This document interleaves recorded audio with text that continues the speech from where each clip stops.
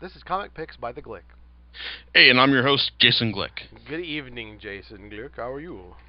I'm doing great, John. How about you? Great. Not too. I'm not doing too bad. Yeah. So how are things in Glickland or whatever? Oh, things are just fine right now. It's like, and yeah, 'cause like now it's like I'm taking a break from the usual frivolous stuff I talk about. To talk about a series that like deals with like stuff like relevant to the real world, at least in an allegorical form. Mm. Yeah, because God knows, like I read a lot of this stuff, because I see it, like I realize it's, as I'm living in this great country, it's like I'm obligated to keep up on like what's going on in the what's going on in it, and it's like a lot of political stuff just drives me fucking nuts, and just seeing. As personally, I will be saying I don't say I'm quite hardcore Democrat. But I'm just saying, like, the Democrats are basically, like, they're the lesser of two evils here.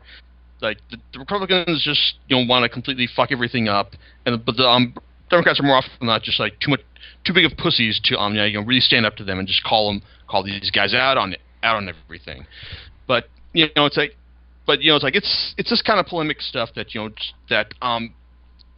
that the series I'm going to be talking about, Brian Wood's DMZ, is founded upon, because now let me talk about Wood for a bit, because Wood has been around for in the industry for quite some time. He got his start with an independent company called AIT Planet Lar, which published a lot of his early stuff, including Channel Zero, the Couriers, and a lot of this had very very strong very strong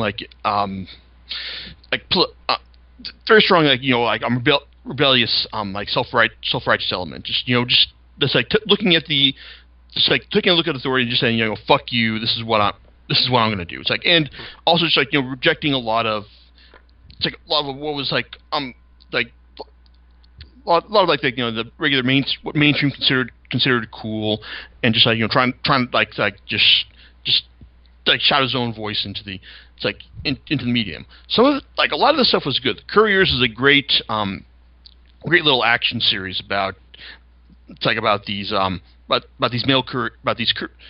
independent couriers in New York who just who also just like to pack heat and just would take on any kind of odd jobs that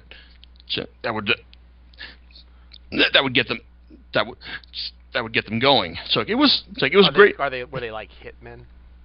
Not really hitmen. It's just they were they had to vigilantes for hire.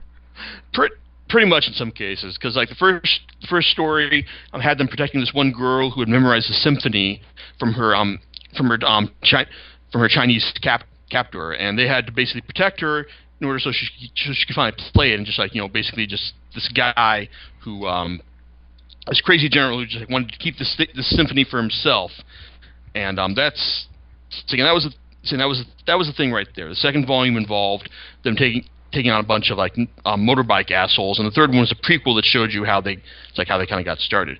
It was good stuff, and but Wood he always seemed just had this cooler than now. It's hey, I reject your mainstream ideology, so you can go and fuck yourself. I mean yeah, even though he did some Marvel work when Warren Ellis recruited him to do a soft reboot for Generation X, he seemed to thoroughly reject working for the man.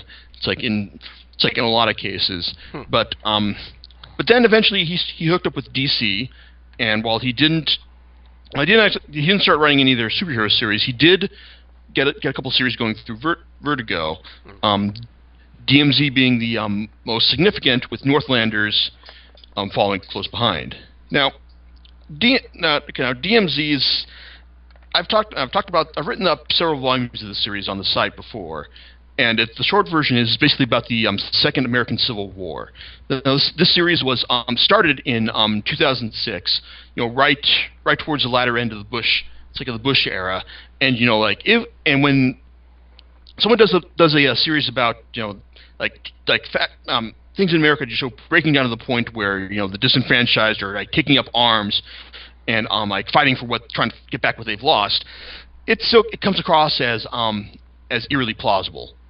what I think what I think the most regrettable thing about the series is that it's that here we are in 2012 and it still feels like eerily relevant. Like we are still a nation like ideologically divided, and we've got it's like and these two sides are just like still butting heads with each other, like more concerned with like trying to like annihilate the other's position than anything else. I realize I'm kind of part of the problem on this because fuck Republicans and all, but still with but still just it's something there's still a lot of disenfranchised out there, and unless things get better, it's like there's a chance that hey, eventually someone like it could get things could get worse, that this series could come to pass, but I doubt it will, but just the fact that the series, my fondest wish for the series while I was reading it would just be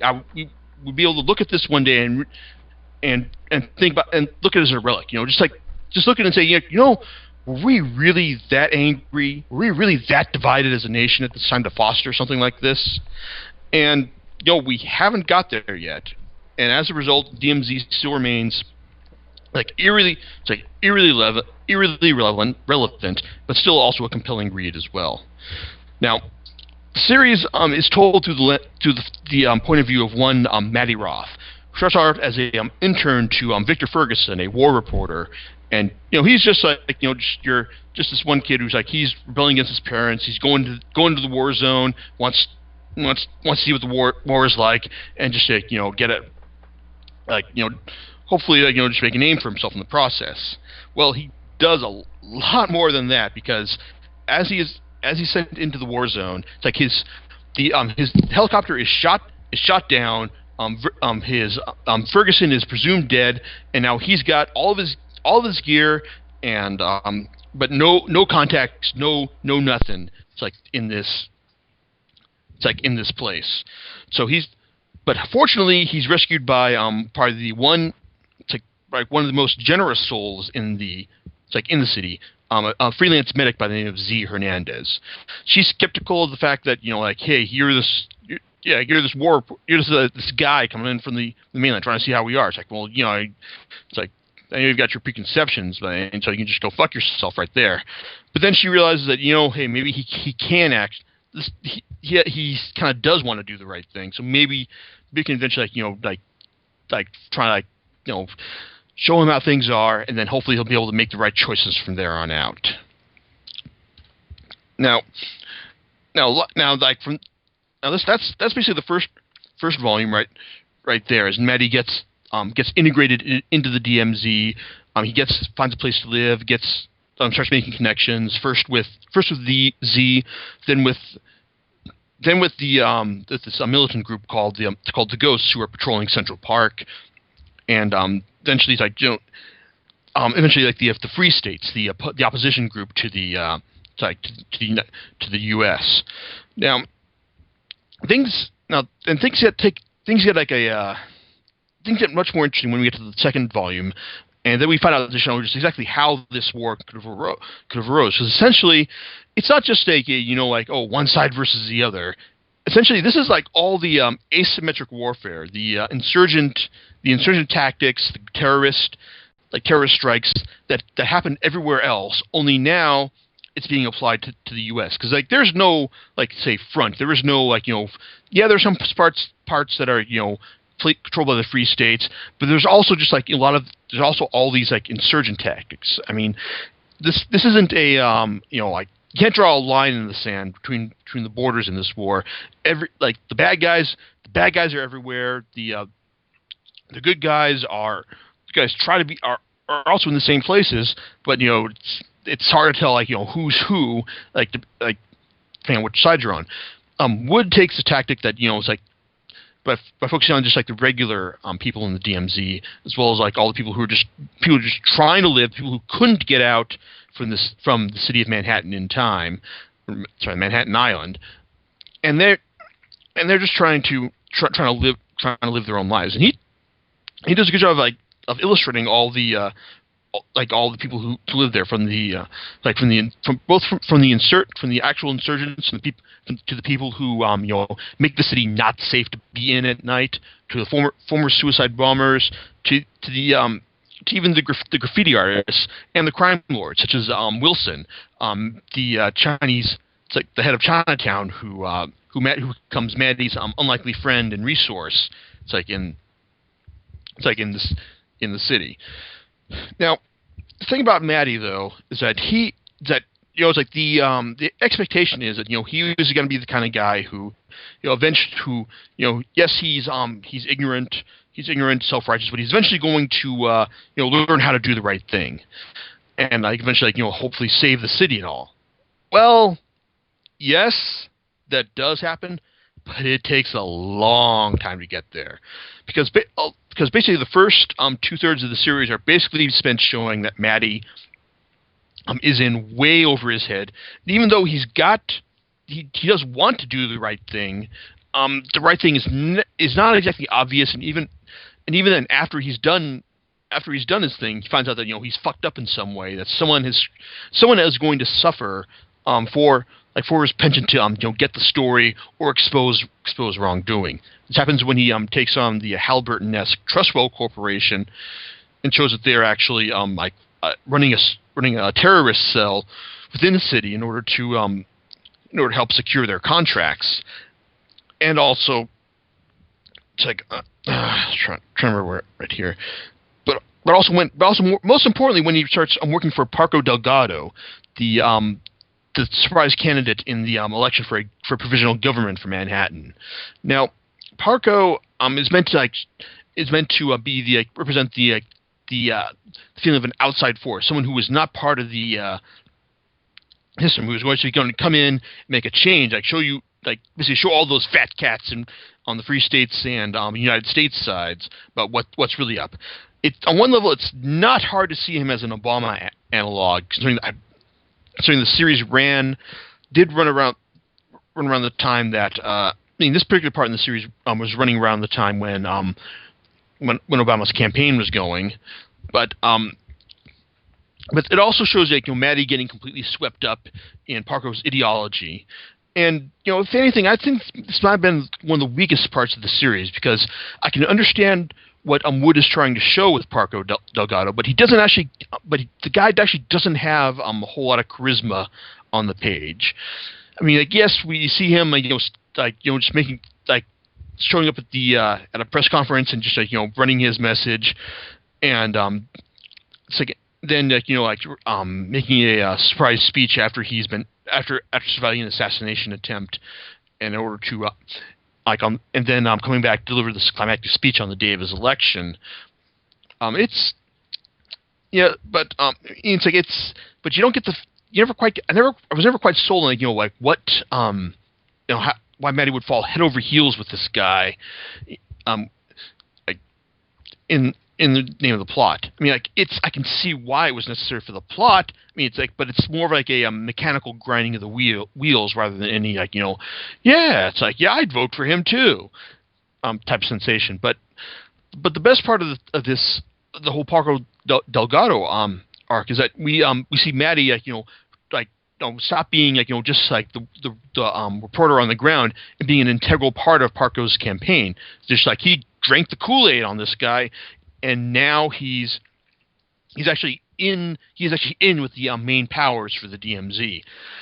And after reading the previous volumes and realizing that Maddie is not a player. Maddie is just always the last to figure out something. He is usually just being sometimes being manipulated, easily manipulated by those around him, and just to see this guy decide that okay, I want to be a player. I want to be one who affects change in this city. I want to be in a position of power, and that's not going to end well at all, because Maddie does do something truly tragic and messed up, and it sets a stage for the final act of the series, as he realizes that he needs to answer for what he's done, and eventually that sets up his redemption, and his role in the eventual cessation of hostilities. Now, it's like it's like all this. Now, all this is a compelling read for the most part. And the last two volumes also do a good job of showing you Matt, how circumstances have changed for Maddie, how he finally gets it. He finally realizes that, okay, this is what I need. This is what I was meant to do in the city, and I'm gonna do it regardless of what happens to me at the end. Because the final volume, The Five Nations in New York, actually wraps things up beautifully. Because with the war effectively ended in volume 11, this one shows you the rebuilding process. And yeah, it's like everything's over. We're all gonna be friends again, but there's still gonna be a whole lot of anger and heartbreak in the process as well.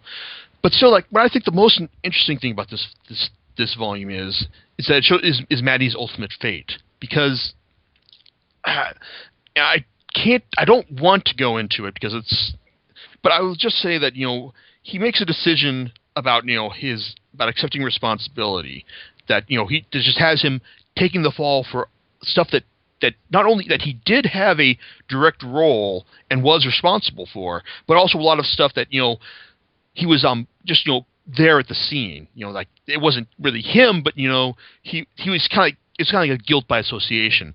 And even though he could have said hey, no, this wasn't me. This is how it went down. No, he just cops to everything he does.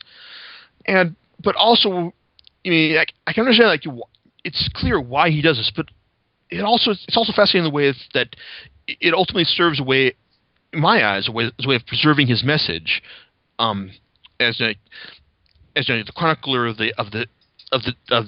life in the DMZ. Because the final issue has someone, I'm told, from the perspective of someone visiting New York 15 years after the conflict, seeing the city rebuilt in all its glory, but also doing it to the tune of the novel that Maddie wrote based on his experience. Now, had Maddie not copped to everything that was thrown at him, it's easy to see that his message would have been worthless. That he would have been constantly dogged by this thing, yeah, I realize you weren't guilty of this stuff, but all this stuff, but you got out, but there's some stuff you need to take responsibility for, man. It's his message would have been tainted by the stuff he did do, rather than the stuff he didn't. But by copying to all this, I get the feeling that he's leaving the message by saying, whoa, yeah, I know he realized he needed to be punished for this, but man, he got a raw deal right there. So it's fascinating to see how his ultimately was, it was a hard decision to make, but the fact that he was able to do it does make him an interesting character. And in retrospect, it's rereading all the series, all the volumes in the series shows me that yes, he was portrayed as kind of as a real dick, as a real inexperienced little bitch at the time, but all this stuff, it all makes sense in the end. It all flows. It's his arc is truly interesting, fascinating in the core of this series, and it's ultimately what makes it worth reading. Also, art is provided by for the majority of the volume by Riccardo Bricelli, who I've had no familiarity with before the series, and he's got a great handle on on the industrial side of New York, mostly showing it in ruins, but also with characters and their emotions. He's got a good eye for detail, even though his style starts off as very very detailed, very thin-lined. It eventually grows much more looser, as the series goes on, which I also want to think is also mostly down to the deadlines of keeping up with a monthly comic for the most part. But Wood also has a lot of talented artists also contributing work from frequent collaborators, Christian Donaldson and Ryan Kelly contributing art to this series. We also get contributions from Nathan Fox, Cliff Chang, Daniel Zelge, and David Lapham, as well as a lot of other great people contribute to the anthology issue 50. But overall, I mean, it's a great looking series that also nails the look and feel of the city, like immersed in wartime.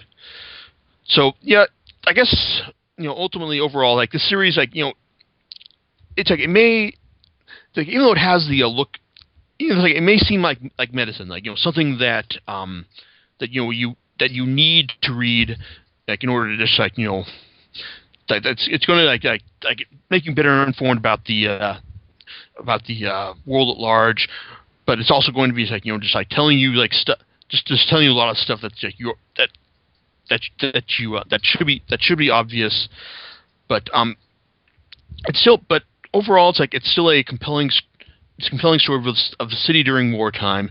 And even though it's like it's focused squarely in a fictitious version of the U.S., it's still a great allegory for all other all other interglobal conflicts. It's like that